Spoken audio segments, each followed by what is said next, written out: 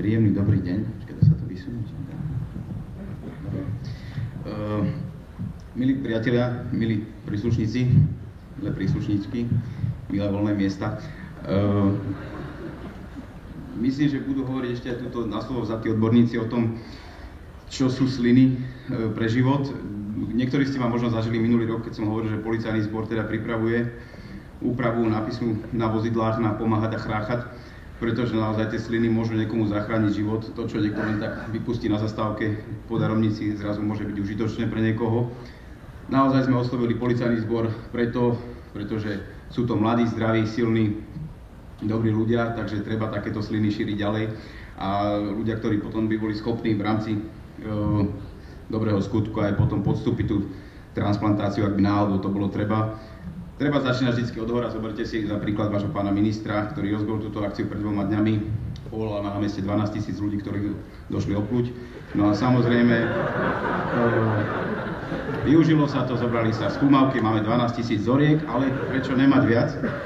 Hej, takže po dohode s pánom ministrom sa teda pristúpilo aj k tomu, že dojdeme za vami sem do školy, naplujete, čo sa dá, ale samozrejme ostatné útvary policajného zboru poskytnú nejakú tú slinku, hej.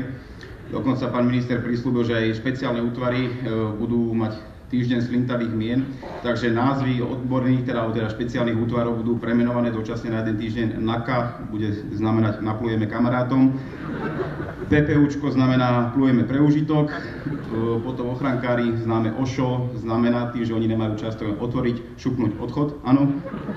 A taktiež legendárny útvar UOU, tak bude útvar odplutia ústami. Samozrejme, niektoré kukly momentálne, nakoľko odevný priemysel v policajnom zbore sa vyvíja tak svojsky, niektoré kukly nemajú otvor na ústa, takže u týchto kukláčov nebolo odplutie ústami, ale stačilo vyplakanie, keďže otvory na oči sú. Takže dnes by som urobil inštrukciu, či spravíte vy inštrukciu, alebo ja to viem tak odborne. Dobre, milí priatelia, nafasujete takéto krabičky. Krabička sa otvorí. Není to nič ťažké, skrátka, to myslím, pracovať s RG4 granátom není nič zložité a toto je o nič zložitejšie.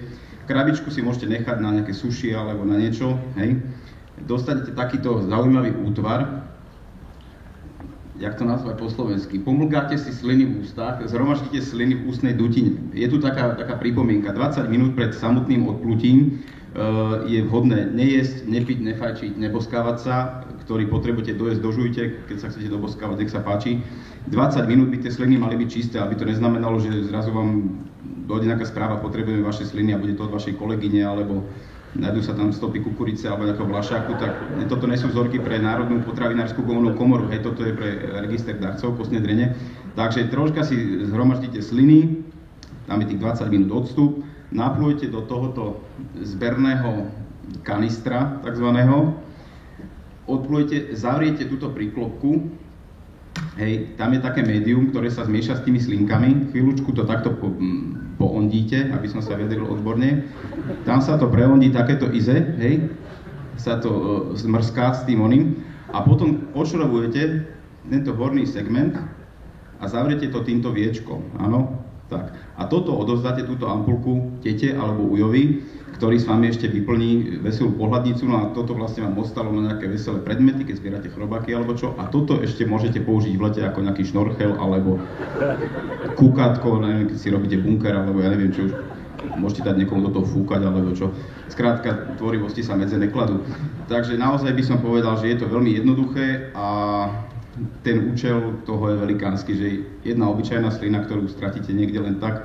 Teraz dokonca pripravujeme však aj s hokejistami, Zdeno Ciger povedal, že není problém, teda Zdeno není problém povedal, že dojdeme na striedačku a tam tí hokejisti furt plujú, takže tam už budú naši ľudia nachystaní s týmito lievikmi, tak je to fajn, pretože obyčajná takáto slina môže niekomu zachrániť život.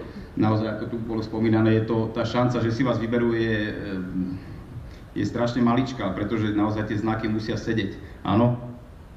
Ale keď už teda na vás dojde a budete oslovení, že ste vhodný darca, tak potom možno pocítite, čo to je, že zrazu niekoho život závisí od toho, či vy si dáte na chvíľku pustiť žilov alebo či vám zoberú troška tej kostnej drene a naozaj to neboli, bolo povedané, že boli to ako kopanec do zubu, či ako to bolo.